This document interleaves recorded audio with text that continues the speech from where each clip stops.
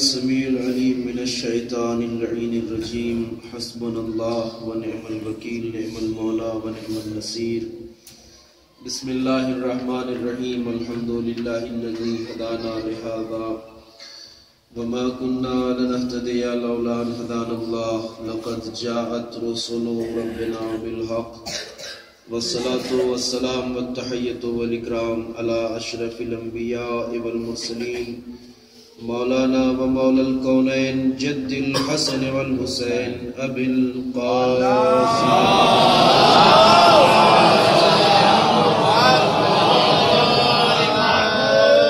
وعلى آله الطيبين الطاهرين المعصومين المظلومين الذين أذهب الله عنهم الرجس وطهرهم تطهيرا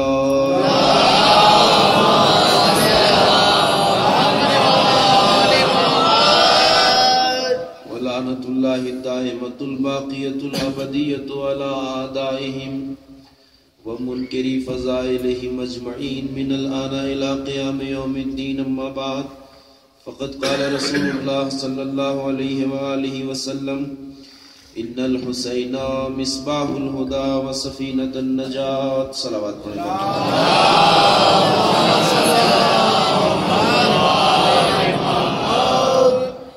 عزیزان محترم اور بزرگان گرامی قدر، اس حدیث مبارکہ کے ذیل میں جس سلسلہ گفتگو کا آغاز کیا تھا آپ کی خدمت میں، کربلا درس گاہ عزت اور استقامت، اس سلسلے کا یہ آخری بیان میں آج آپ کے گوش گزار کر رہا ہوں۔ سرکار مرسل اعظم کی یہ حدیث مبارکہ ہے جس میں آپ نے ارشاد فرمایا کہ بے شک حسین چراغ ہدایت ہے اور سفینہ نجات ہے۔ ہم جانتے ہیں کہ حسین ابن علی کی ذات میں اللہ نے جو فضیلتیں، جو شرف اور جو کمالات رکھے ہیں، ان کمالات کے نتیجے میں حسین ابن علی کی ذات طیبہ بھی تا ابد عالم انسانیت کو راہ ہدایت دکھانے والی ہے، اور اس راہ ہدایت کے نتیجے میں جو افراد، جو انسان اس راہ حسینی کو انتخاب کریں گے جسے یہ چراغ ہدایت دکھانا چاہتا ہے، تو ان کی نجات کی ذمہ داری بھی حسین ابن علی پر ہے، اس لیے کہ حسین کشتی نجات ہے۔ حسین چراغ ہدایت ہے اور کشتی نجات ہے۔ ظاہر سی بات ہے کہ یہ ایک ایسی مثال اور ایک ایسی نسبت ہے کہ جس کا کام ہے راہ ہدایت دکھانا، اور الحمدللہ اس مکتب امام حسین سے وابستہ ہم اور آپ سبھی حضرات جو ذکر سید الشہداء سے وابستہ ہیں، وہ ہمیشہ کربلا کے ذکر سے، وہ ہمیشہ ذکر سید الشہداء سے، وہ ہمیشہ اس مجلس و ماتم سے عزت اور آزادگی، شرف اور مردانگی کا وہ راستہ حاصل بھی کرتے ہیں، وہ ہدایت حاصل کرتے ہیں، وہ درس حاصل کرتے ہیں جو سید الشہداء نے انسانیت کو دینا چاہا، اور اسی کا تسلسل ہے یہ مجالس اعزاء کا سلسلہ۔ میں نے یہ گزارش پہلے دن شاید آپ کی خدمت میں کی تھی کہ ہم اس فرش عزا پہ آتے ہیں تو صرف کربلا ہم سے آنسو نہیں لیتی، بلکہ بدلے میں عزت اور شرف کی زندگی ہمیں عطا کرتی ہے، ہمیں ایک کامیاب زندگی عطا کرتی ہے، ہمیں ایک امتیازی زندگی عطا کرتی ہے۔ اور عالم وجود میں اگر آپ دنیا کو دیکھ رہے ہیں اور جانتے ہیں اور سمجھ رہے ہیں تو الحمدللہ آج یہ ملت شیعہ، یہ ہزاداران حسین، یہ وابستگان در اہل بیت آج سارے انسانوں میں ممتاز ترین انسان ہیں، جو ساری دنیا جن کی عظمت کو دیکھ بھی رہی ہے، عظمت کا اعتراف بھی کر رہی ہے، قوت و قدرت کا لوہا بھی مانتی ہے۔ شیعت ایک بیدار مکتب حیات کا نام ہے، شیعت ایک جیتی جاگتی قوم کا نام ہے، شیعت ایک ذمہ داریوں کو سمجھنے والی قوم کا نام ہے، شیعت فریضوں کو ادا کرنے والی قوم کا نام ہے، شیعت اس قوم کا نام ہے جو میدان عمل میں آج بھی اسی طرح قدم رکھنے کا جذبہ رکھتی ہے جس طرح کربلا والوں نے میدان شجاعت میں قدم رکھا۔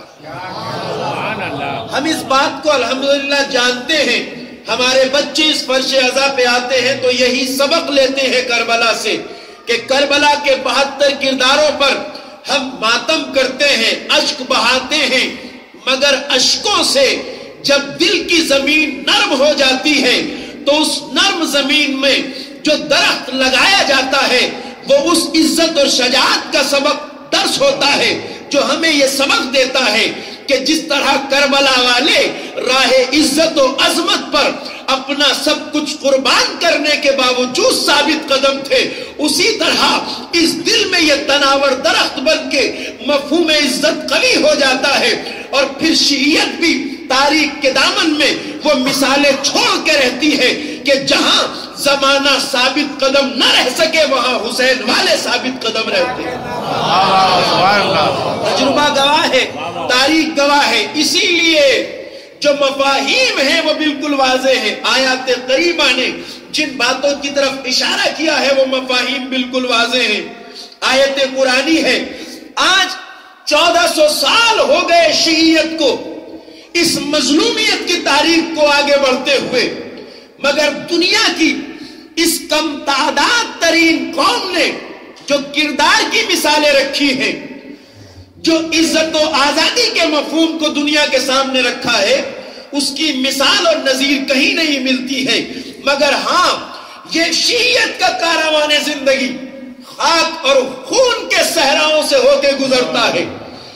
گلے کاٹے گئے، لاشیں گرائی گئی، گھروں کو لوٹا گیا، مگر ہم نے عزت انسانیت کو، پرچم کو کبھی گرنے نہیں دیا، ہم نے شرف اور مردانگی کے راستے کو کبھی ترک نہیں کیا ہے۔ اسی لیے ایک وعدہ الہی ہے جو آیت قرآنی میں ایک بشارت کی طرح ہے، ایک نوید کی طرح ہے۔ ایک سوال ایک چاہنے والا یہ قائم کر سکتا ہے، یہ سوچ سکتا ہے، آخر ہمارا خون کب تک بہتا رہے گا؟ آخر ہمارے گلے کب تک کاٹے جاتے رہیں گے؟ آخر ہمارے گھروں کو کب تک لوٹا جاتا رہے گا؟ آخر ہماری نسلوں کو کب تک تہہ دیگ کیا جائے گا؟ لیکن جنہیں اللہ کی عظمت اور اس کے وعدے پہ بھروسہ ہوتا ہے وہ اللہ کے وعدے پر اطمینان رکھتے ہیں۔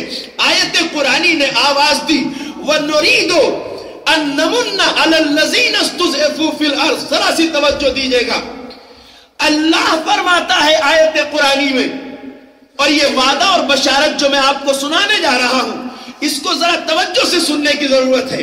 آیت قرآنی کہتی ہے وَنُرِيدُ أَن نَّمُنَّ عَلَى الَّذِينَ اسْتُضْعِفُوا فِي الْأَرْضِ نَجْعَلَهُمْ أَئِمَّةً وَنَجْعَلَهُمُ الْوَارِثِينَ۔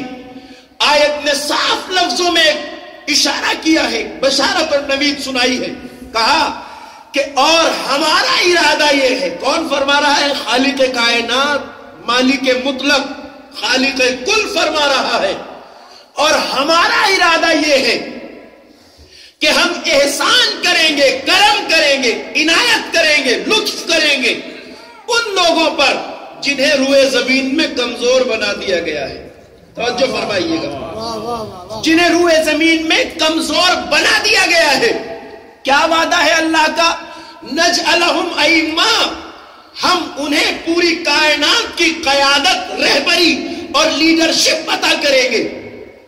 وَنَجْعَلَهُمُ الْوَارِثِينَ، اور انہی کو زمین کا مالک و مختار بنائیں گے۔ یہ وعدہ کردگار ہے، توجہ سے سنیے گا، وعدہ بہت اہم ہے۔ وعدہ اس کا ہے، ارادہ اس کا ہے جس کی ذات مرید ہے۔ دیکھیں فرق ہے عام لوگوں کے وعدے میں اور اللہ کے وعدے میں، ذرا سا غور فرمائیں گے صاحبان شعور ہیں۔ عام لوگوں کے وعدے میں اور ارادے میں اور اللہ کے ارادے میں بڑا فرق ہے۔ انسان ارادہ تو کر سکتا ہے مگر یہ ضروری نہیں ہے کہ اپنے ارادے کو عملی جامہ پہنا سکے۔ ہم ہر روز کتنے پلان بناتے ہیں، کتنے ارادے کرتے ہیں، جو صبح کا بنایا ہوا شام کو ٹوٹ جاتا ہے، شام کا بنایا ہوا ارادہ صبح تک ٹوٹ جاتا ہے۔ کیوں؟ اس لیے کہ ہم با اختیار نہیں ہیں پوری طرح کائنات میں، تو ہمارے ارادے ٹوٹتے ہیں، مگر ایک ایسی ذات ہے جس کا ارادہ کبھی ٹوٹتا نہیں ہے، جس کے ارادے میں کوئی رکاوٹ نہیں آتی۔ میں نے شاید یہ حدیث آپ کی خدمت میں سنائی ہو کبھی، نہج بلاغہ میں مولا متقیان امیر المومنین علی بن ابی طالب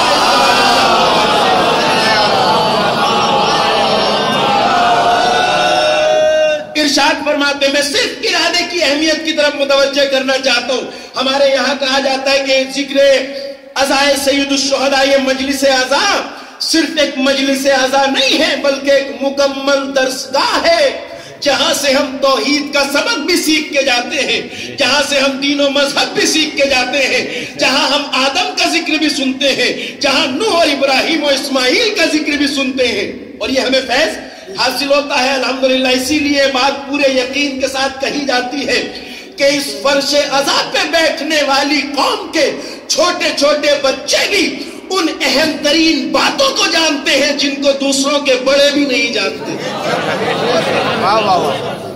اور یہ صدقہ ہے ذکر آل محمد کا، یہ فیض کرم ہے ذکر آل محمد کا۔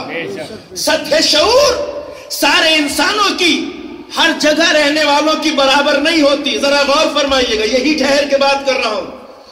سطح شعور سارے انسانوں کی برابر نہیں ہوتی ہے، مگر ذکر سید الشہداء مجلس عزائے حسین نے اس قوم و ملت کے اوپر کتنا کرم کیا ہے، کتنا ہمیں فیض رسانی کی ہے، اس کا نتیجہ دیکھیے گا۔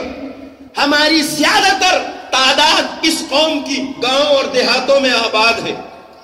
عام طور سے یہ بات کہی جاتی ہے اور دنیا اس کو مانتی بھی ہے، مسلم اصول بھی ہے، کہ شہر کے رہنے والے لوگ چونکہ تعلیم یافتہ ہوتے ہیں، پڑھے لکھے ہوتے ہیں، ان کی سطح شعور عام لوگوں سے بلند و بالا ہوتی ہے، ان کے سمجھنے کی صلاحیت دوسروں سے زیادہ ہوتی ہے۔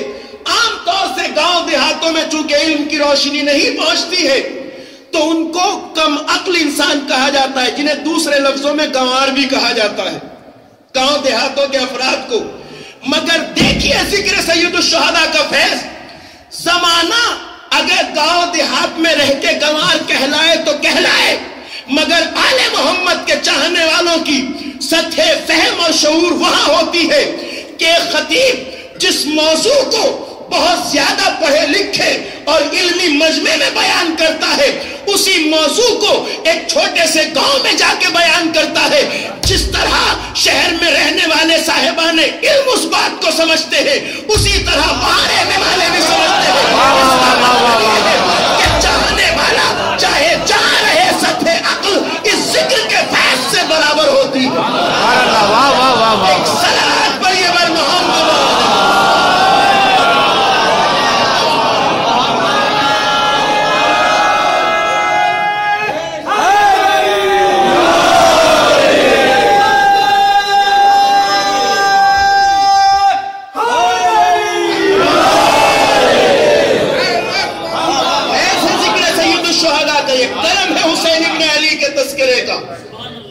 کہ دنیا میں اتنی صلاحیت نہیں ہے لوگوں کی عقلوں میں کہ ان اہم ترین مفاہیم کو سمجھ سکے جو ہمارے علماء منبر سے بڑی آسانی سے اپنے مجمع کے سامنے پیش کر دیتے ہیں۔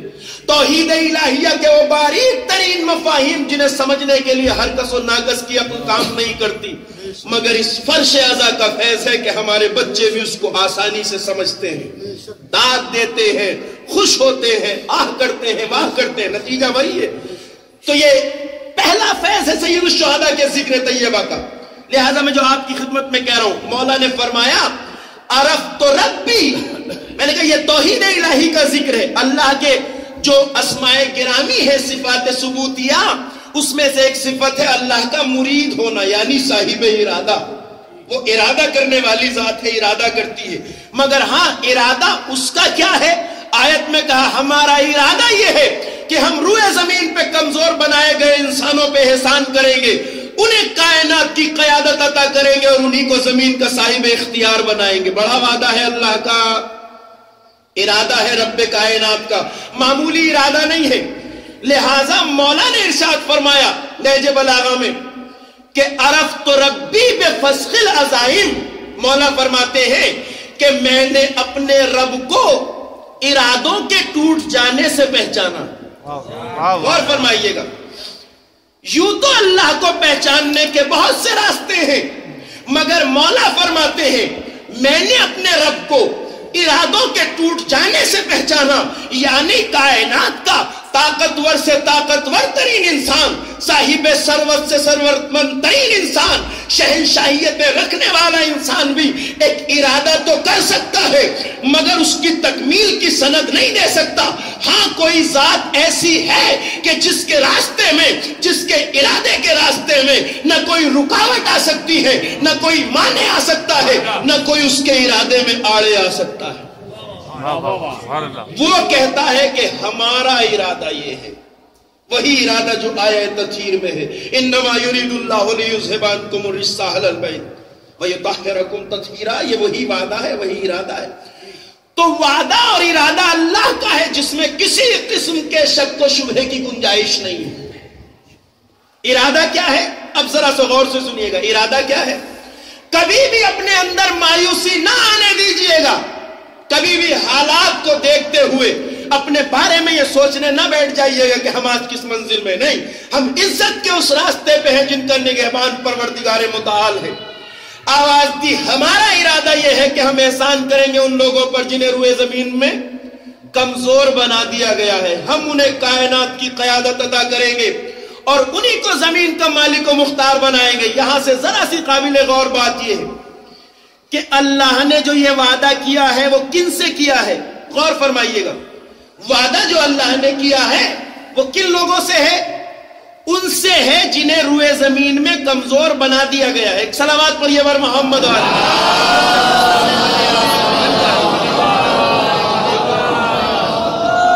ایک اور باواز بلند صلوات پڑھے بر محمد.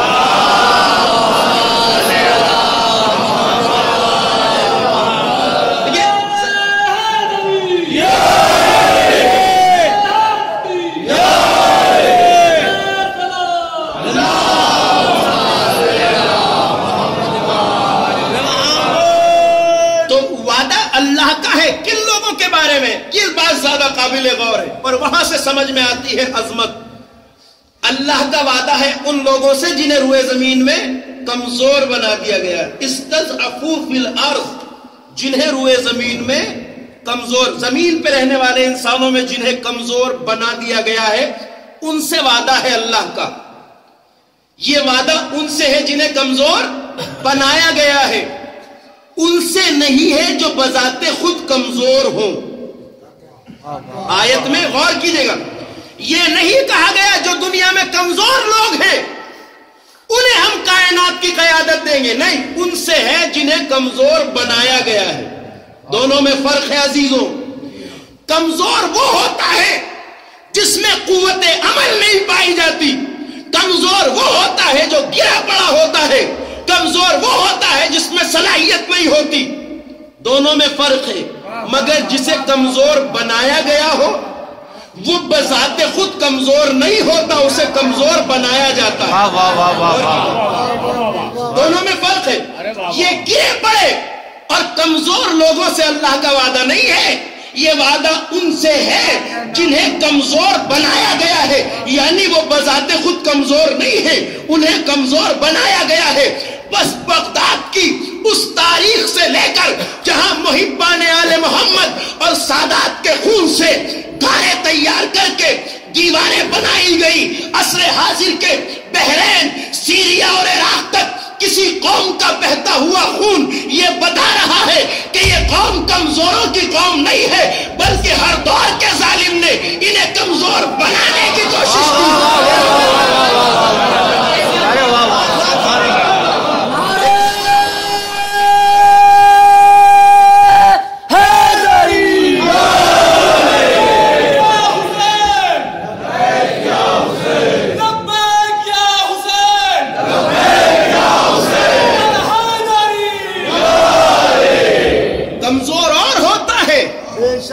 جسے کمزور بنایا جائے وہ اور ہوتا ہے. کمزوروں سے اللہ کا وعدہ نہیں ہے کہ وہ خود کمزور ہے، مگر ان سے ہے جنہیں ظلم و ستم کی چکی میں پیس کے کمزور بنایا گیا ہے. اس لیے کہ دنیا جانے نہ جانے مگر دشمن کو ہمیشہ یہ احساس رہا ہے ہمارے گلے کیوں کاٹے گئے، ہمارے گھر کیوں لوٹے گئے، ہمارے بچوں کو کیوں قتل کیا گیا. صرف اس لیے کہ کوئی سمجھے نہ سمجھے مگر قوت مذہب شیعہ کو دشمن اہل بیت خوب پہچانتا ہے. اس لیے کہ وہ قوم کمزور ہو بھی کیسے سکتی ہے جس کا رشتہ شجاعت فاتح خیبر سے ملتا ہو، جعفر صادق سے ملتا ہو۔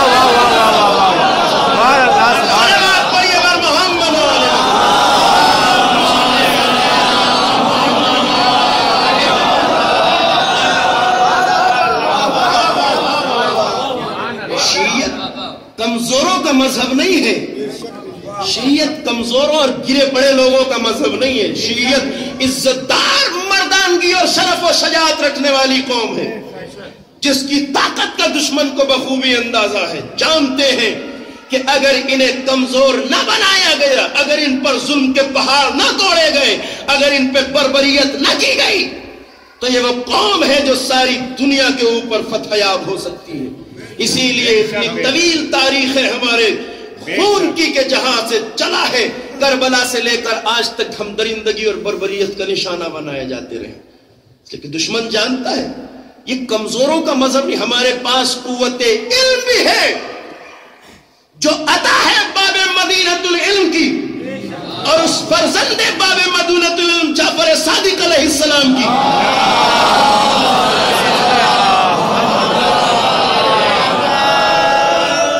چیزیں ہیں جو باعث عزت ہے کائنات میں، دو چیزیں ہیں جو باعث شرف ہے کائنات میں، دو چیزیں ہیں جو بلندی کا معیار ہے کائنات میں، ایک علم ہوتا ہے، دوسری شجاعت اور طاقت ہوتی ہے۔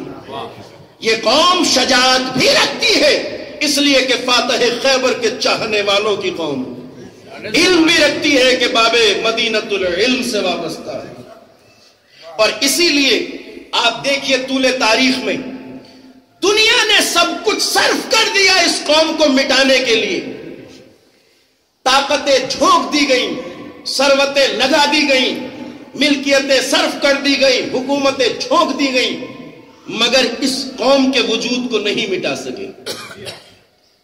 تاریخ گواہ ہے، پوری ایک تاریخ ہے، سارا سلسلہ بعد پیغمبر جو خط انحراف کا چلا، اور 600 سال سے زیادہ سلسلہ خلافت اور اس کے بعد آنے والے درندے حکمرانوں نے ہر دور میں اس قوم کا خون بہایا ہے، مگر یہ معجزہ نہیں تو کیا ہے کہ اپنی ساری شان و شوکت و سطوت کے ساتھ خود تاریخ کے کوڑے دان میں دفن ہو گئے، شیعت اسی عزت کے ساتھ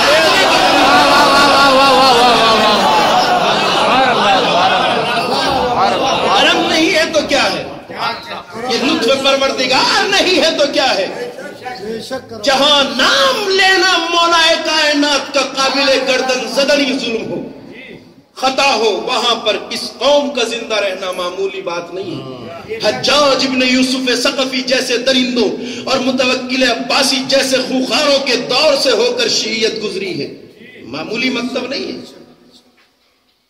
اموی خلیفہ عمر ابن عبدالعزیز ایک جگہ بیان کرتا ہے، آپ نے حجاج کا نام اتنی آسانی سے سن لیا ہے، مگر اگر اس ملعون کی تاریخ کو آپ پڑھیں گے، ایک ایسا درندہ صفت انسان جو فخر کے ساتھ یہ کہتا ہے، جس کے قید خانوں میں محبان اہل بیت، عاشقان اہل بیت کو زمیندوز زندانوں میں اس طرح سے ٹھونس دیا گیا تھا، بلا تفریق، چھوٹے بڑے بچے مرد و زن، اس طرح اندھیرے زندانوں میں جن کو ٹھونس دیا گیا تھا، اتنی مدت تک زندان میں رہے، اتنی مدت تک کہ جو لباس بدن پر تھا وہ بھی چیتھڑوں اور ٹکڑوں میں پھٹ پھٹ کے زمین پہ گر چکا تھا۔ یہ شقی کہتا ہے جب کسی قیدی کو میرے سامنے لا کر اس کے بدن میں زخم لگائے جاتے ہیں، خنجر سے اس کے بدن میں جگہ جگہ زخم لگائے جاتے ہیں، اور پھر اس پر جب نمک رگڑا جاتا ہے اور وہ تڑپتا ہے تو مجھے اتنی لذت محسوس ہوتی ہے کہ کسی کو اپنی عشرت گاہ میں بھی اتنی لذت نہیں محسوس ہوتی۔ ایک ایسا درندہ تاریخ انسانیت کا، اور یہ واقعات سب ملتے۔ عمر ابن عبدالعزیز ایک اموی خلیفہ ہے، کہتا ہے اگر انسانی تاریخ کے ہر دور کے سارے لوگ، ساری قومیں اپنے اپنے زمانے کے ظالموں کو لا کے کھڑا کر دیں، کیسے کیسے ستمگر گزرے ہیں کائنات میں، اگر ہر دور کے انسان اپنے زمانے کے ظالموں کو لا کے کھڑا کر دیں اور ہم مسلمان اپنی طرف سے صرف اس حجاج ابن یوسف کو پیش کر دیں تو اس کے جرائم کا پلہ ان سب کے پلے کے اوپر بھاری ہوگا. ایسے ایسے جلادوں کے دور سے یہ قوم نکل کے آئی ہے اور آج بھی اپنے وجود کو باقی رکھے ہیں تو معمولی بات نہیں ہے، بہت بڑی بات ہے. سوال یہ ہے کہ انہوں نے حکومتیں صرف کر دی، دولتیں صرف کر دی، عاشقان اہل بیت، محبان اہل بیت، کیا رہا ہے ہمارے پاس؟ ہمارے پاس نہ حکومتیں رہی، نہ دولتیں رہی، نہ طاقت رہی، نہ ثروت رہی، نہ مال کے انبار رہے، نہ فوجیں ہمارے پاس رہی ہیں. اس 1400 سال کی تاریخ میں جو کچھ رہا ہے دشمنان آل محمد کے پاس رہا ہے. آپ دیکھ لیجئے بعد پیغمبر کی آنکھ بند ہوئی اور سلسلہ ظلم جو آل محمد پہ شروع ہوا. ایک طرف بنی امیہ کے چمچماتے ہوئے محل تھے، ایک طرف بنی ہاشم کے مٹی کے معمولی گھر جن کے دروازوں پر معمولی پردے پڑے ہوئے ہوتے تھے، جہاں سے مدھم چراغوں کی روشنی اٹھتی تھی. وہ بنی امیہ جنہوں نے آخر تک پیغمبر اکرم کے مقابل میں آ کے جنگیں لڑی، ان کے محل اسلام کی دولت سے چمک رہے تھے. یزید جس قصر میں رہتا تھا اس کے حال در حال 7 حال پار کر کے یزید تک پہنچا جاتا تھا. اتنے دمکتے اور چمکتے ہوئے محل تھے، ایک طرف بنی ہاشم کے معمولی گھر. مگر تاریخ دیکھ رہی ہے، آج بھی زمانہ خود فیصلہ کر لے، اتنے سارے محل آج کھنجرات میں بدل کے کوئے کا ڈھیر بن گئے، مگر آل محمد کے دروازوں پر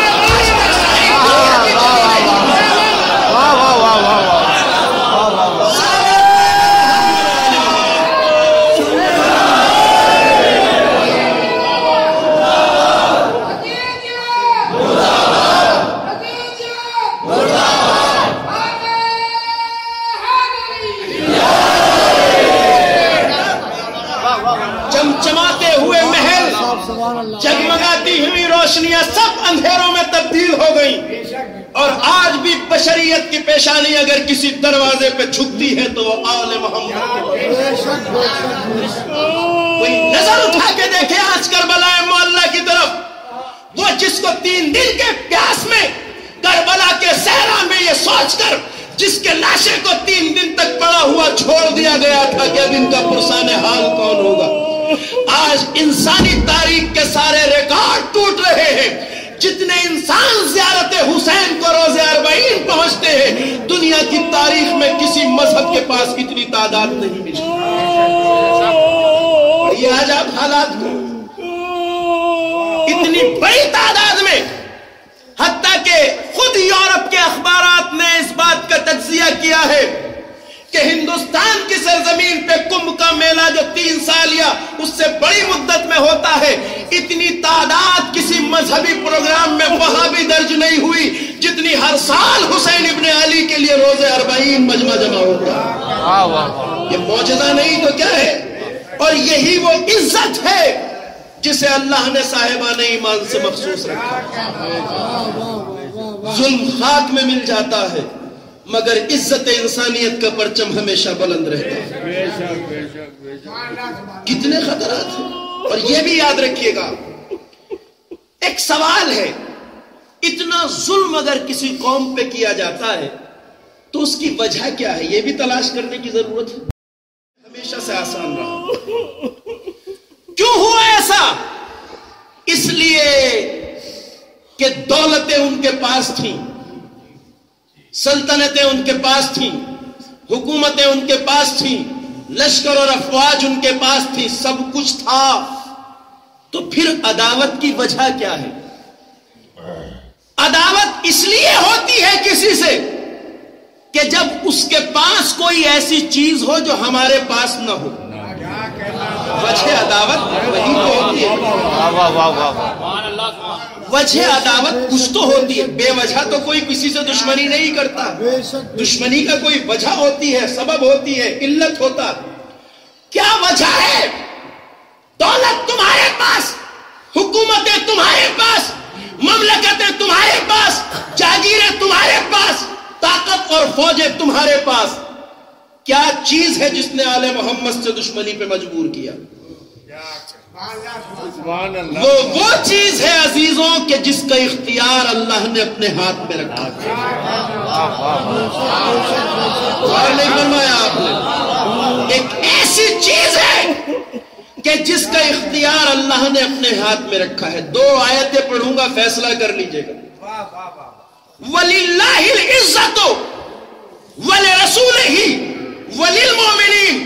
آیت قرآنی نے صاف لفظوں میں کہا کہ عزت صرف اللہ کے لیے ہے، اس کے رسول کے لیے ہے، صاحبان ایمان کے لیے ہے.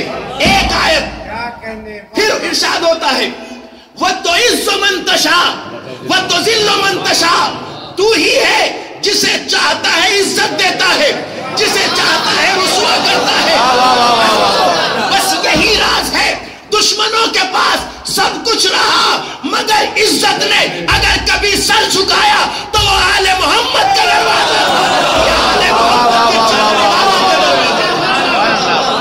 ایک صلوات پڑھے بر محمد.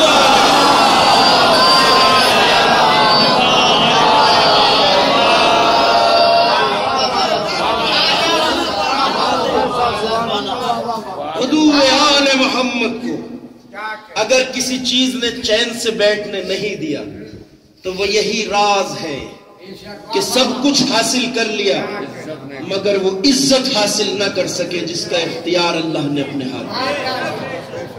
کھنڈر میں تبدیل ہو گئے سارے محل، دفن ہو گئے تاریخ کے کوڑے دان میں وہ سارے کردار جنہوں نے آل محمد ان کے چاہنے والوں کا خون بہایا. اور آج بھی عزت کے ساتھ آل محمد کے دروازے دنیا پر کھلے ہوئے ہیں. ان کی بارگاہوں میں آج بھی ساری دنیا کی جبینیں خم ہوتی ہیں. ان کے چاہنے والے آج بھی شجاعت و مردانگی اور عزت کا جو نمونہ پیش کر رہے ہیں. میرا مزاج ہے میں اپنے جوانوں کے لیے ہمیشہ یہ کوشش کرتا ہوں کہ وہ حالات حاضرہ سے واقف اور آگاہ رہیں. اور ان حالات میں میری اب یہ بات آپ بڑے اطمینان سے سن لیجئے گا، میں صرف آپ تک پہنچانا چاہتا ہوں. جتنے وقت میں گنجائش ہے میں اتنی بات کروں گا. آج ساری دنیا ایک طرف ہے، سپر طاقت امریکہ ایک پالے میں، پورا یورپ اسی ایک پالے میں، عرب کی یہ ساری غلام ریاستیں ایک پالے میں ہے یا نہیں؟ ذلت اور رسوائی میں اتنے آگے بڑھ چکے ہیں کہ فلسطین کی سرزمین پر بہتا ہوا مسلمانوں کا خون 72 سال سے یہودیوں نے جس طرح فلسطین کے مسلمانوں کا قتل عام کیا ہے، 72 سال کی تاریخ میں مدد تو دور کی بات، جنہوں نے کھل کے ظلم کی مذمت نہ کی ہو ان سے کیا امید رکھیں گے؟ بے غیرتی کا عالم یہ ہے کہ 72 سال میں جنہوں نے فلسطین کے مظلوم مسلمانوں کے ہاتھ پر ظلم سے لڑنے کے لیے ایک گولی نہیں رکھی، آج کمال بے غیرتی کے ساتھ امریکہ کو آفر کرتے ہیں آؤ تم سیریا پہ اٹیک کرو، ایک اسلامی ملک پر، ہم تمہیں اپنی زمین بھی دیں گے، اپنے ایئرپورٹ بھی دیں گے اور جنگ کا پورا خرچ بھی اٹھائیں گے. آج یہ خادم حرمین شریفین جو حرمین شریفین کے سب سے بڑے خائن ہیں، آپ نے سنا ہے مملکت سعودیہ کے حکمران نے صاف لفظوں میں کہا ہمارا ایئرپورٹ یوز کرو، ہماری زمین استعمال کرو، تم نے بڑا زخم کھایا ہے افغانستان اور عراق میں، آؤ تمہاری جنگ کا پورا خرچ بھی دیں گے، آؤ سیریا کو تہس نہس کرو. پہلے تو بزدلی کی علامت یہی ہے.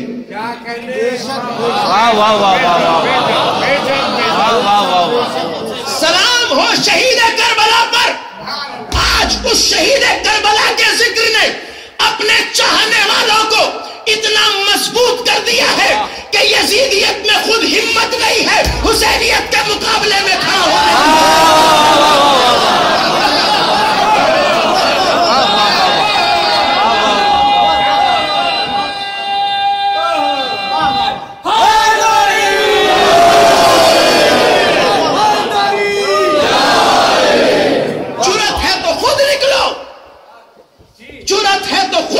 سامنے آفر کرتے ہیں، شیطان بزرگ سب سے بڑے شیطان سے مدد مانگتے ہیں۔ کتنا تعجب ہے جو رسول سے مدد نہیں مانگتے، جو مقربان بارگاہ الہی سے مدد کے قائل نہیں ہے، جو اہل بیت اطہار سے مدد کے قائل نہیں ہے، آج دشمنان دین سے مدد مانگ رہے ہیں۔ سوال یہ ہے کہ اب دیکھیں منظر نامے میں جو اپنے جوانوں اور بچوں کے لیے واضح کرنا چاہتا ہوں وہ یہ ہے، ایک پالے میں ساری دنیا ظلم و ستم ہے، اور ایک طرف صرف عزت حسینی کا پرچم ہاتھ میں اٹھائے ہوئے ایک چھوٹی سی قوم، جو آندھی عالم عرب میں چلی اسلامی بیداری کی، وہ شروع تو ہوئی تھی بڑے اخلاص سے، اور وہ ہوئی تھی عالم اسلام کے ان غیرت مند نوجوانوں کی وجہ سے۔ دیکھیے سارا عالم اسلام خراب نہیں ہے، اور نہ دنیا اسلام خراب ہے، خراب وہ حکمراں ہیں جو ان کے اوپر مسلط ہیں، مگر نہ مسلمان نوجوانوں میں آج بھی غیرت پیدا ہوتی، آج بھی حمیت پیدا ہوتی ہے، اور اسی وجہ سے اب 32 سال کے بعد وہ اس راستے پہ چلے جس راستے پہ آپ 35 سال پہلے چل چکے۔ 2500 سالہ شہنشاہیت کو کل جس قوم نے ایران میں کچل کر اسلامی انقلاب کو قائم کیا، 34-35 سال جب اس قوم کا کردار دیکھا تو یہ عرب میں بدلاؤ یوں ہی نہیں آ گیا تھا جسے بہار عرب کا نام دیا گیا ہے۔ ایک ایسی آندھی آئی جس میں مصر کا فرعون حسنی مبارک غرق دریائے نیل ہو گیا، ایک ایسی آندھی آئی جس میں تیونس کا حکمراں تاش کے پتوں کی طرح اپنی حکومت کے ساتھ بکھر گیا، ایک ایسی آندھی آئی جس میں 34 سال سے لیبیا پر قابض ایک ڈکٹیٹر معمر قذافی ایک ذلیل انسان کی طرح مار دیا گیا، لیکن دشمنوں نے بڑی چالاکی کے ساتھ اس اسلامی بیداری کی اس تحریک کو ہائی جیک کیا اور اپنے کارندوں کے ہاتھوں اس کا رخ انہوں نے سیریا کی طرف موڑ دیا۔ یہ تاریخ کا وہ خلاصہ ہے جس کی طرف آپ کو متوجہ کرنا ضروری ہے، اور آپ کا اس بارے میں معلومات رکھنا بھی بے حد ضروری ہے۔ جو تحریک اٹھی تھی وہ اس تیزی سے چلی تھی، اور اس کی بنیاد بھی آپ ہی تھے، آپ یعنی وہ قوم جس سے آپ کا تعلق ہے۔ کیوں؟ اس لیے کہ 58 اسلامی ممالک ہیں عرب میں، 58، اور ایک مملکت اسلامی ایران ہے جسے 34-35 سال سے مسلسل دھمکیاں دی جاتی ہیں۔ اچھا آپ کی یادداشت میں کوئی سال ایسا ہے جس سال اسے دھمکی نہ دی گئی ہو ایران کو کہ اب حملہ کریں گے، تب حملہ کریں گے، آج حملہ کر دیں گے، تب حملہ کر دیں گے؟ امریکہ بہادر نے اس 34 سال میں 34 بار تو دھمکیاں دی۔ پوری دنیا میں بے چینی پھیلتی ہے، میڈیا چیخنے لگتا ہے، خلیج فارس گلف کے اندر جہاز حرکتوں میں آ جاتے ہیں، امریکی جنگے بیڑے اپنی پوزیشن چینج کرنے لگتے ہیں، میزائلوں کے رخ ایران کی طرف کر دیے جاتے ہیں۔ 32 سال 34 سال میں مسلسل دھمکیاں تو دی ہیں مگر آج تک جرت نہیں کی۔ کوئی تو راز ہے، کوئی تو وجہ ہے۔ دھمکیاں مسلسل دی ہیں مگر جرت کبھی نہیں کی ہے، کوئی تو وجہ ہوگی۔ اچھا یہ دھمکی دینے والا بھی وہ نہیں ہے کہ جو دھمکی دے اور کچھ نہ کرے۔ انہوں نے کل افغانستان سے کہا تھا کہ تمہاری اینٹ سے اینٹ بجا دیں گے۔ طالبان جنہوں نے سارے افغانستان کو فتح کر لیا تھا، چند مہینوں میں پورے افغانستان کو ریت کے ڈھیر میں تبدیل کر دیا۔ آج اسامہ بن لادن بھی تاریخ کے کوڑے دان میں دفن ہو چکا ہے، تحریک طالبان بھی دفن ہو چکا ہے۔ جو کہا وہ انہوں نے کیا بھی، ایسے نہیں ہے کہ کہا ہو اور کیا نہ ہو صاحب، وہ کہتے ہیں تو کل کر بھی دکھاتے ہیں۔ کل انہوں نے عراق کے ڈکٹیٹر سے کہا تھا کہ ہم تجھے ختم کر دیں گے، چند دنوں کے اندر عراق کی اینٹ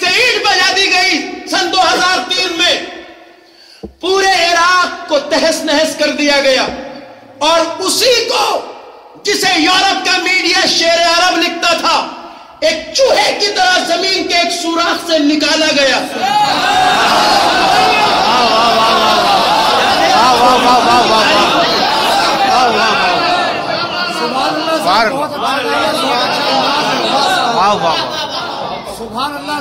جسے آئرن مین کہا جاتا تھا, جسے مرد آہن کہا جاتا تھا, جس کی بہادری اور شجاعت کے قصے پڑھے جاتے تھے, جسے امیر المومنین تک کے لقب دیے گئے.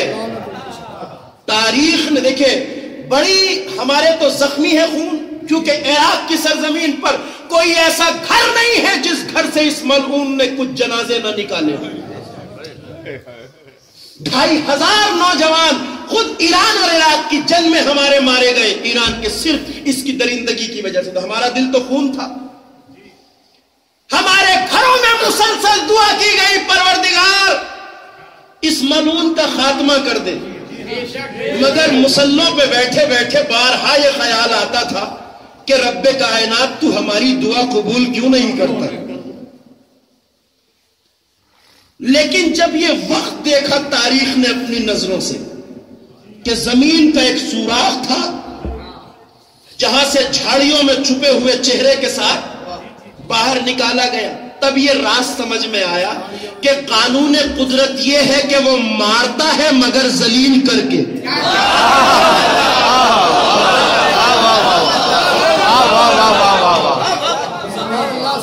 اگر یوں ہی جنگ میں مارے جاتے کسی حملے ہوائی اٹیک میں تو آج شہید اعظم کا کہلاتے بے شرمی کے ساتھ.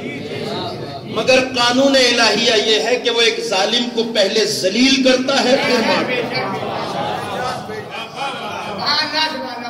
تو انہوں نے کل جس سے جو کہا اسے کر بھی دکھایا. کہنے والا وہ نہیں ہے جو بس کہتا ہو کرتا نہ ہو. افغانستان کو ریت کے ڈھیر میں تبدیل کر دیا, عراق کی سیر بجا دی. مگر کیا راز ہے کہ 32 سال سے مسلسل ایک قوم کو دھمکی دیتا ہے مگر جرأت نہیں کرتا, اس لیے کہ جانتا ہے نہ یہ افغانستان ہے نہ یہ عراق ہے. اس سرزمین پر اس قوم سے مقابلہ ہوگا جو چینا بھی کربلا سے سیکھتی ہے.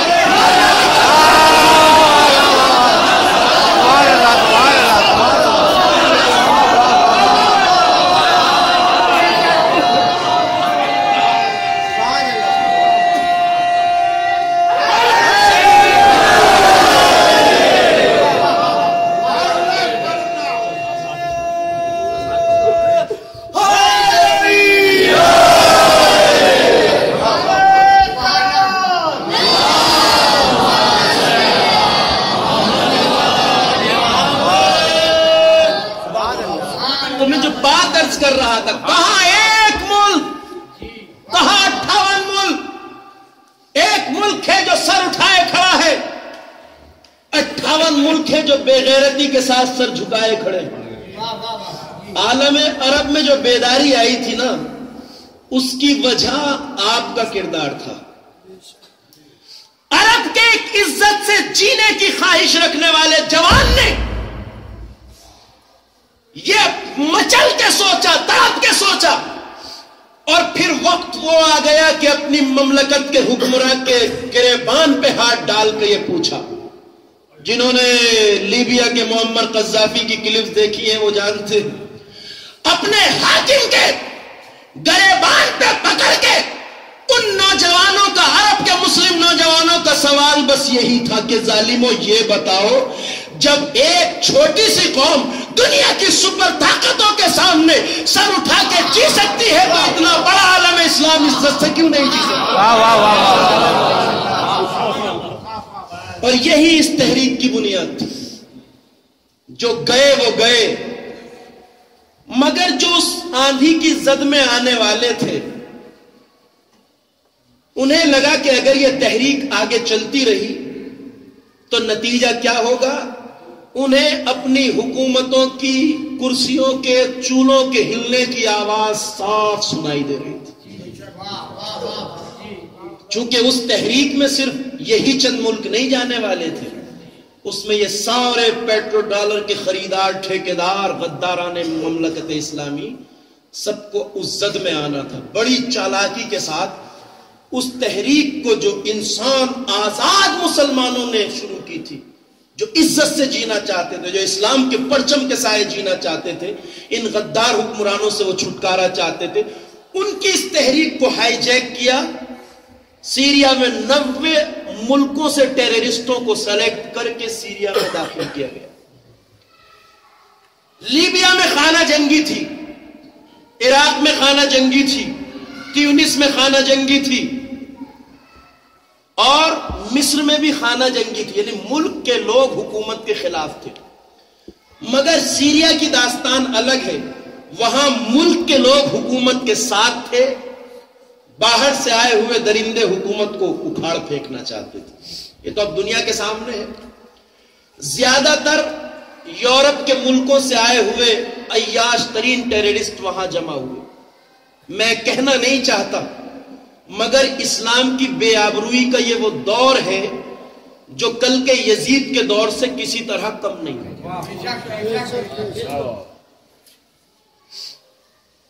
ان بدکار مزاج درندوں کو جنہیں سیریا میں لایا گیا، ان کی جنسی خواہشات کی تکمیل کے لیے درباری مفتیوں سے فتوے لیے گئے، اور وہ شرمناک فتوے دیے گئے جن فتووں کی بنیاد پر انہوں نے مسلمان عورتوں کو جہاد النکاح کے نام پر بے شرمی پہ آمادہ کیا. کون سا اسلام اجازت دیتا ہے کہ ایک شادی شدہ عورت بھی جہاد النکاح کے لیے گھر سے نکلے؟ کس اسلام میں اجازت ہے؟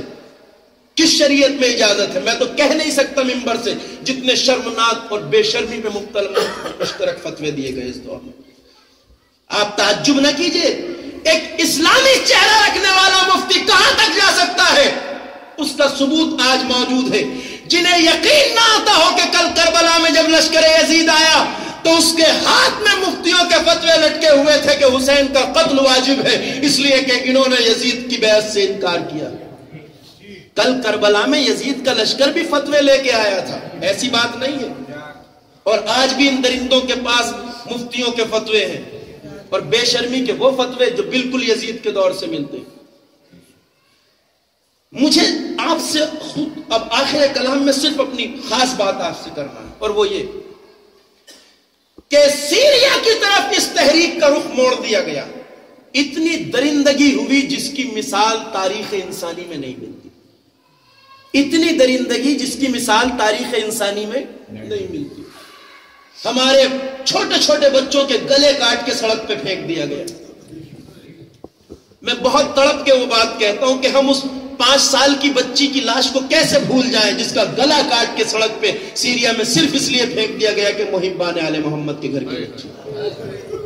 ایک بچی کے بدن کو کاٹ کر دیوار میں کھوٹی سے گاڑ کے لٹکا دیا گیا جس کا خون زمین تک بہ رہا ہے، صرف اس خطا پہ کہ محبان آل محمد کے گود کی پالی ہے یہ بچی.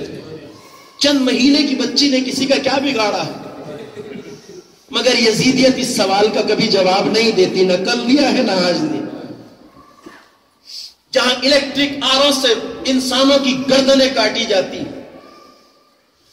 جہاں لاشوں کا سینہ چاک کر کے دل نکال کے چبائے جاتے ہیں، اس دور میں بربریت کی وہ تاریخ لکھی گئی جس کی کوئی مثال نہیں. مجھے یاد نہیں کہ میں نے آپ کے سامنے یہ بات کہی ہے، مگر ایک بات سنو. دنیا میں جب کوئی جرم کرتا ہے تو اپنے جرائم کے ثبوت کو مٹا دیتا ہے.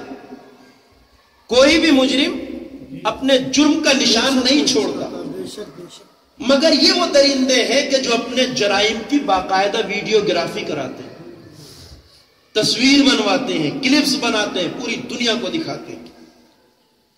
یہ اسے پوری دنیا کو نہیں دکھانا چاہتے، یہ اسے پوری دنیا کو نہیں دکھانا چاہتے. یہ صرف اس لیے بناتے ہیں تاکہ شیعوں کو دکھایا جا سکے. اس راستے سے جانتے ہیں یہ کیا چاہتے ہیں؟ یہ چاہتے ہیں دنیا بھر میں پھیلی ہوئی یہ قوم یہ دیکھ لے کہ ہم اتنی بربریت کر سکتے ہیں، تاکہ ان کے حوصلوں کو توڑ دیا جائے، تاکہ ان کی ہمتوں کو توڑ دیا جائے، تاکہ مقابلہ کرنے کی اس طاقت کو ان کے دلوں سے چھین لیا جائے، ان کے دلوں میں یہ ڈر بٹھا دیا جائے اگر عشق آل محمد کے راستے پہ چلو گے تو ایسا انجام ہو سکتا ہے. لیکن ان ذلیلوں کو یہ پتہ نہیں ہے کہ 1400 سال سے لے کر آج تک جس قوم کے حوصلوں کو نہ توڑا جا سکا ہو اسے ان چند جرائم سے نہیں توڑا جا سکتا. سبحان اللہ. اس قوم کی ہمت کو نہیں توڑ سکتے. اور آج جو معرکہ ہے، میں یاد ہے مجھے گزشتہ سال کا موضوع تھا وہ، بس جب ان کے جرائم حد سے بڑھے اور بی بی زینب کبریٰ کے روضے کو انہوں نے نشانے پہ لیا، تب عزت شیعیت کا سبق سامنے رکھنے والی قوم کے نوجوان کھڑے ہوئے. میں گزارش کر چکا ہوں لاسٹ ایئر آپ کی خدمت میں، سید حسن نصر اللہ نے ایسے موقع پہ اعلان کیا، اے بی بی زینب کبریٰ، ایک بار آپ کے ہاتھوں میں رسن بن چکی ہے، اب اپنے جیتے جی دوبارہ آپ کو قید نہیں ہونے دیں گے.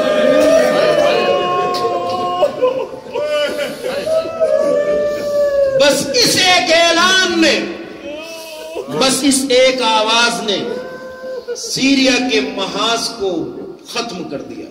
مٹھی بھر جوان اٹھے، اسی فرش عزا کی گود کے پالے ہوئے، اور اس فریضے کی ادائیگی کے لیے سیریا زینب کبریٰ کے روزے پہ پہنچے. کہا بی بی جب تک بدن میں جان ہے آپ کے روزے پہ آنچ نہیں آنے دیں. اور اب یہ تاریخ کا حصہ ہے، میں بتا چکا ہوں آپ کو کہ چند مہینوں میں جو درندے کئی سال سے آگے بڑھ رہے تھے، چند مہینوں میں وہ حال کیا ہے ان چند جوانوں نے کہ آخر سیریا سے بھاگنا پڑا، عراق کی سرزمین پہ پناہ لینا پڑی. سیریا سے بھاگے ہوئے تو یہ سارے جتنے بھی آج عراق کے اندر ہیں. ایک بات اور میرے جوان یاد رکھیں گے، یہ ذکر عزت ہے، ذکر شرف ہے، مردانگی کا تذکرہ ہے، کربلا کا تذکرہ قصہ ماضی نہیں ہے، داستان حال ہے. ایک بات یاد رکھیے گا، ہمیں کہا جاتا ہم ایک مظلوم قوم ہیں، شیعہ ایک مظلوم قوم ہے. یقیناً ہم مظلوم ہیں، مگر کس معنی میں مظلوم ہیں؟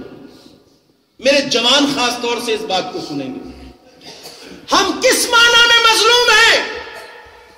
ہم مظلوم اس معنی میں نہ کبھی تھے نہ ہے کہ جس کا دل چاہے ہمیں مار کے چلا جائے. ہاں ہمارے گلے کٹتے ہیں، ہمارے گھر اجڑتے ہیں، ہماری اولادوں کو قتل کیا جاتا ہے، مگر ہم اس معنی میں مظلوم نہیں ہے کہ جس کا دل چاہے مار کے چلا جائے. چونکہ ہم تعداد میں کم ہیں، ہم قتل ہوتے ہیں، مگر شیعیت اس معنی میں مظلوم نہیں ہے. شیعیت اس معنی میں مظلوم ہے کہ جب بھی کوئی ہمارے مقابلے میں آتا ہے وہ ظالم ہوتا ہے، ہم مظلوم ہوتے ہیں. وہ باطل پہ ہوتا ہے، ہم حق پہ ہوتے ہیں. اس کا موقف غلط ہوتا ہے، ہمارا موقف صحیح ہوتا ہے. ہم نہ کبھی کسی کے بچوں پہ ظلم کرتے ہیں، نہ کسی کی عورتوں کو ستاتے ہیں، نہ کسی کے بوڑھوں کا گلا کاٹتے ہیں. ہم اس معنی میں مظلوم ہے کہ ہمارے مقابلے میں آنا ہی خود ظلم ہے، مگر اس معنی میں نہیں کہ جو چاہے مار کے چلا جائے. اس لیے کہ گلے کربلا میں بھی کٹے، گھر کربلا میں بھی لوٹا، مگر ایسا نہیں ہے کہ جس کا دل چاہا آ کے مار گیا. نہیں، کربلا والے وہ تھے جو اکیلا بھی جب میدان میں آیا تو 13 سال کے قاسم نے بھی وہ کمال دکھایا کہ پہلے سینکڑوں ظالموں کو جہنم میں داخل کیا، پھر جام شہادت نوش کیا. اس کا مطلب یہ ہے کہ عاشق آل محمد کو یوں ہی نہیں مار دیا جاتا، پہلے وہ ظلم کو ختم کرتا ہے پھر گلا کٹاتا ہے.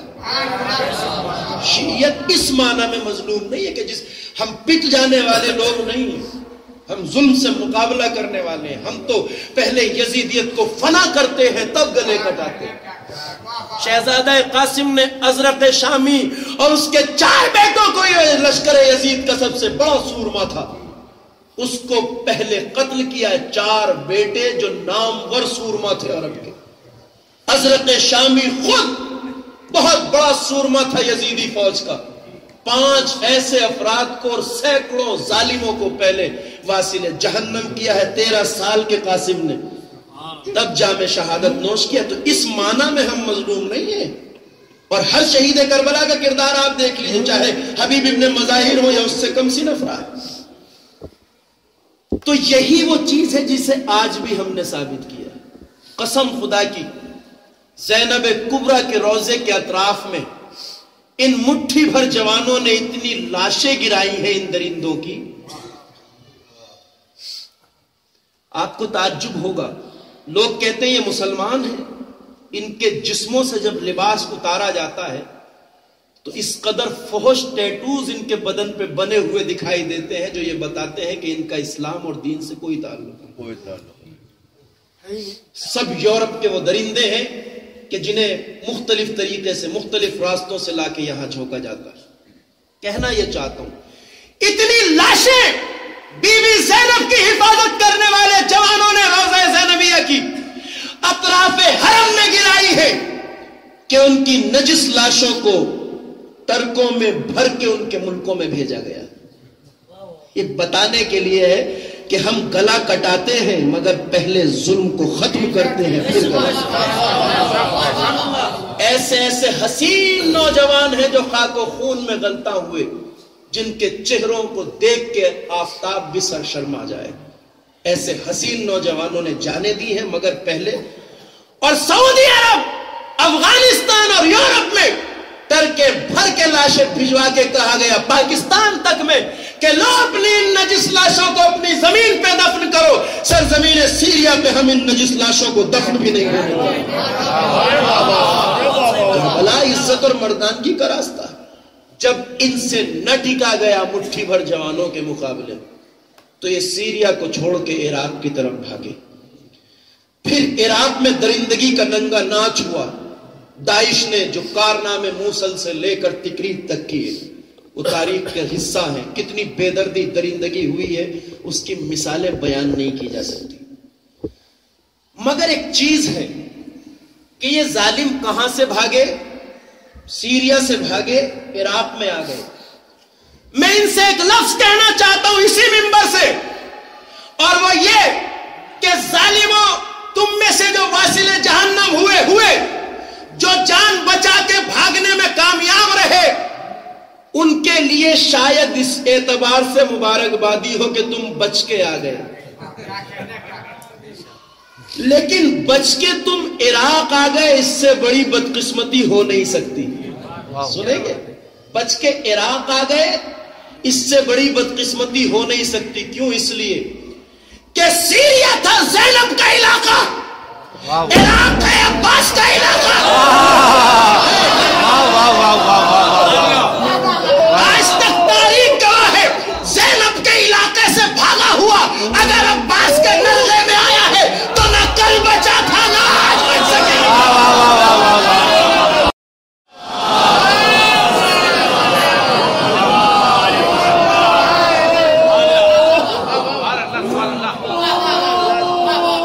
اور یہ وہ شرف اور عزت کا راستہ ہے جسے ساری دنیا دیکھ رہی ہے. آج عشق حسین کا پرچم اٹھائے ہوئے ایک قوم تلواروں, خنجروں, نیکوں اور توپوں اور بموں کے درمیان گزر رہی ہے راہ حسینی کو آگے بڑھاتے ہوئے. عزت کا دور ہے, شرف کا دور ہے, وفاداری کا دور ہے اہل بیت سے. ہم وفادار ہیں مکتب عاشورہ کے, ہم پروردہ ہیں مکتب عاشورہ کے. ہم نے سبق سیکھا ہے حسین سے, ہم نے راستہ حیات کا انتخاب کیا ہے کربلا سے. یہی تو وجہ ہے کہ مظالم کا کوئی بھی سیلاب اسے نہیں روک سکتا. کیوں؟ اس لیے کہ کربلا نے تو وہاں تک قربانیاں دی ہیں جہاں تک کسی کا طائر فکر نہیں پہنچ سکتا. اس لیے کہ ایک انسان کے لیے اپنی جان دینا شاید آسان ہوتا ہے مگر اپنے عزت دار اہل و عیال کی بے حرمتی برداشت کرنا کسی کے بس کی بات نہیں.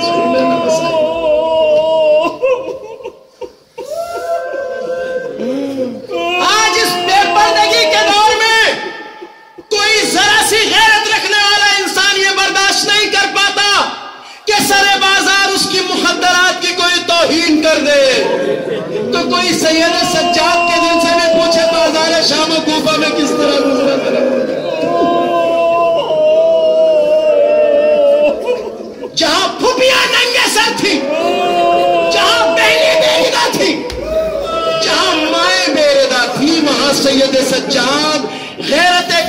ساتھ ہم جیسوں کی غیرت کی تو حیثیت کیا ہے؟ امام وقت سب سے بڑا غیرتدار ہوتا ہے، جو سب سے بڑا غیرتدار ہو اس کے لیے یہ منزل آسان نہیں تھی۔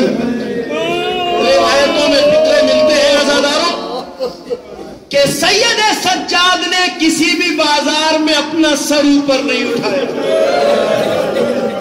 ہاتھوں میں ہتھکڑیاں تھی، پاؤں میں بیڑیاں، گلے میں دور، کمر میں لنگر۔ میرا امام کربلا سے لے کر شام تک جس بازار سے قافلہ گزرتا تھا وہاں سے سر جھکا کے گزر جاتا تھا، اس لیے کہ نظریں اٹھائے گا تو پھپیاں برہنہ سر ہے، نائے برہنہ سر ہے، نو کے نیزہ پہ بابا کا سر ہے، بھیا اکبر کا سر کیسے دیکھے؟ میں کہوں گا سید سجاد نظریں تو چھکا لی مگر کانوں میں آنے والی ان آوازوں کا کیا کرو گے؟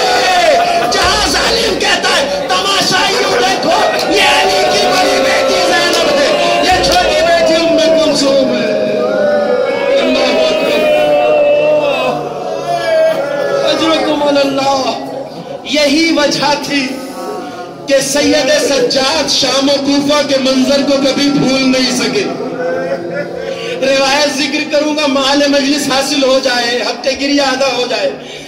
تاریخ بتاتی ہے کہ جب سجاد مدینے آ گئے کربلا کے بعد تو جب بھی کسی پوچھنے والے نے پوچھا مولا سب سے زیادہ مصیبتیں کہاں پڑی تو تڑپ کے ایک ہی جواب دیا، الشام الشام الشام۔ سجاد بھول نہیں سکے شام و کوفہ کے منظر کو، نہ کربلا کا نام لیا، نہ بابا کی شہادت، نہ اکبر کی شہادت، نہ چچا عباس کی شہادت، نہ قاسم کی، اگر کہا تو الشام، جہاں مائیں بہنیں اور پھپھیاں۔ آپ اس سے جب وطن میں کسی نے کیا کلام، گزرے ستم زیادہ کہا تم پہ یا امام، فرمایا روکے آپ نے الشام شام شام۔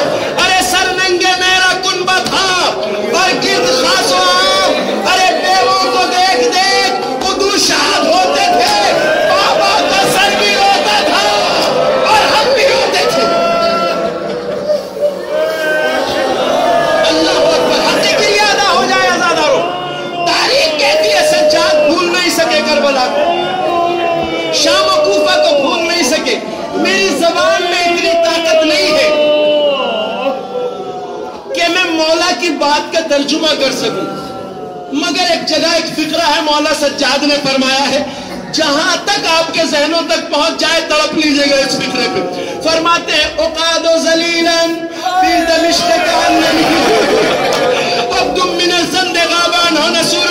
ارے شام کے بازار میں مجھے رسیوں میں باندھ کر اس توہین کے ساتھ گھسیٹا جا رہا تھا جیسے ہم ترک و دیلم کے بے غلام ہیں جن کا کوئی مددگار نہ۔ اولاد رسول مسلمانوں کے مجمع میں اتنی بے کس جیسے ہم کوئی غلام ہو جن کا کوئی مددگار نہ۔ کربلا تو روتے رہے سجاد۔ تاریخ کہتی ہے مدینے میں جب سجاد بازار میں آتے تھے تو قصاب کٹے ہوئے گوشت پر کپڑا ڈال دیتے تھے کہ کہیں مولا کی نظر نہ پڑ جائے، کربلا یاد نہ آ جائے۔ روایت میں ہے کہ بازار سے جب مولا گزرتے تھے اور کسی قصاب کو دیکھتے تھے کہ وہ جانور کو ذبح کرنے کے لیے لے جا رہا ہے تو بیچ بازار میں میرا مولا روک لیتا تھا۔ چونکہ فرزند رسول تھے، جانے رسول تھے، تو سارا بازار دیکھ رہا ہوتا تھا۔ اسی اثنا میں سجاد پوچھتے تھے، اے بھائی تو اس جانور کو کہاں لے جا رہا ہے، کیا ارادہ ہے؟ تو کہتا تھا مولا میں اس جانور کو ذبح کرنے کے لیے لے جا رہا ہوں۔ اچھا ذبح کرنے لے جا رہا ہے تو مولا ایک سوال کرتے تھے، بھائی کیا تو نے اسے پانی پلا لیا؟ تو قصاب ہاتھوں کو جوڑ کے